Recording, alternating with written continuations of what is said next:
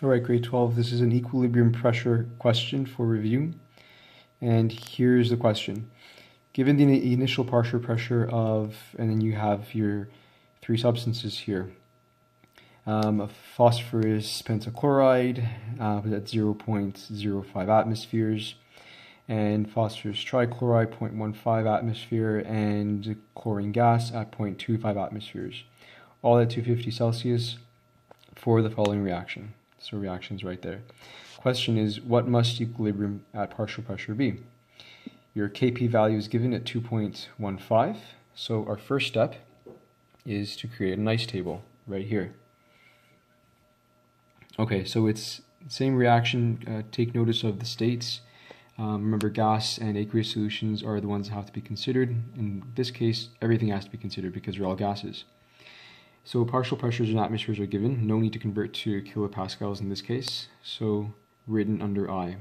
They change proportional to their stoichiometric coefficients, which all happen to be 1. So it's minus x for your reactant, and then plus x for PCl3 and Cl2. Under your equilibrium expressions for these substances, you have a combination of I plus C, and there you go. So 0.05 minus x, 0.15 plus x, and 0.25 plus x. Next step, your KEQ expression. Partial pressures of your products to the exponents of their stoichiometric coefficients, which all happen to be 1, over the partial pressure of your reactant. So again, products over reactants. And we plug in our known expressions and known values. KEQ is given to us in the question, and the expressions we have here are taken from your expressions in your ICE table. So here's all the fun math. You expand, cross multiply, and that's what it looks like initially, right? Expand that all out. I've squiggled and underlined like terms. Collect like terms, simplify, put into quadratic standard form, ax squared plus bx plus c, and we get this. We have to solve for x, so quadratic equation.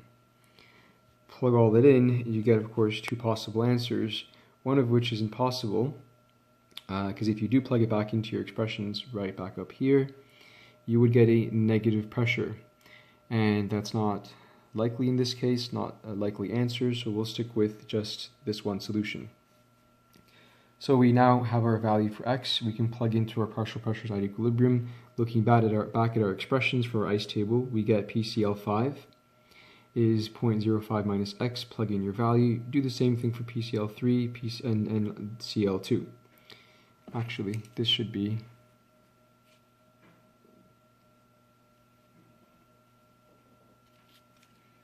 that P looks a little bit off, but that's okay. Pressure of chlorine gas. Simplify all of that, and we have our answers to the correct number of sig figs. 2 in this case, looking back at your question, and these are the partial pressures at equilibrium. Not too bad, right?